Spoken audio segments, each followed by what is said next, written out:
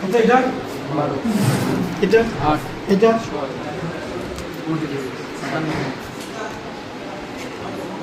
তাড়াতাড়ি বলতে হবে কিন্তু। 3 15 14 45 কিছু 16 73 কিছু আছে? 26 42 96 ঠিক আছে। এটা লাইন ধরে দেখাও।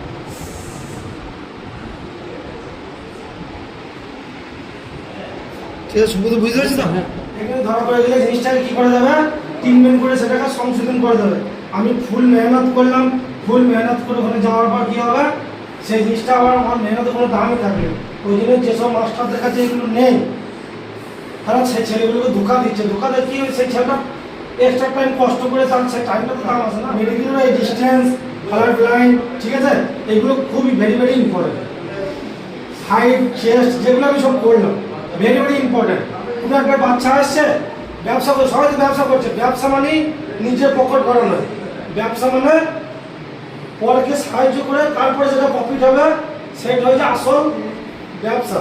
তোমাদেরকে সাহায্য করে যেটা প্রফিট হবে সেটা হচ্ছে আসল ব্যবসা। যদি প্রফিট না হয় তাও চলে যাবে, কিন্তু তোমার লাইফটা খারাপ করার আমার কোনো অধিকার নেই, সেটা যেন মাথায় থাকে। ঠিক আছে, এটা আমি এই কারণেই এগুলো খুব ভেরি ভেরি ইম্পর্টেন্ট। ঠিক আছে, বুঝতে গেলে কালার পেনের তোমাদের কোনো ফল নেই।